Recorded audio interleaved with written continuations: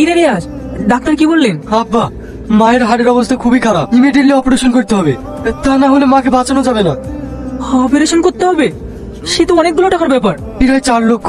এ নিয়ে তুমি চিন্তা করো না, শাহিনকে বললে ও ঠিক একটা ব্যবস্থা করে দেবে। শাহিন, একটু বাইরে আয়। থামো, কোথায় যাচ্ছ তুমি? আব্বা ডাকছে। তোমার আব্বা কিন্তু টাকার কথা বলবে, তুমি একটা টাকা দিতেও রাজি হবে না, কারণ কলকাতার ফ্ল্যাটের বায়না হয়ে গেছে, আমরা ওখানেই চলে যাব। কিন্তু মার এই অবস্থা। তাহলে মাকে নিয়ে থাকো, আমার কথা বলে যাও। আসলে আমি তা বলছি না। শাহিন, শাহিন, আসছি আব্বা। বলো আব্বা। বলবো মানে? তুই তো সবই জানিস, তোর মার অপারেশন করতে 4 লক্ষ টাকা লাগবে।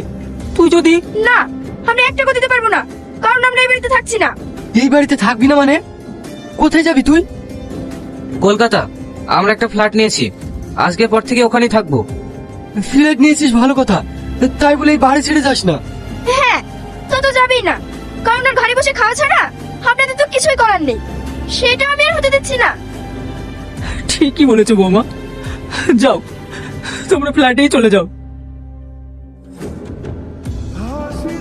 যার ভরসাতে ছিলাম সেই চলে গেল। আব্বা, তুমি কোনো চিন্তা করো না, ঠিক একটা ব্যবস্থা হয়ে যাবে।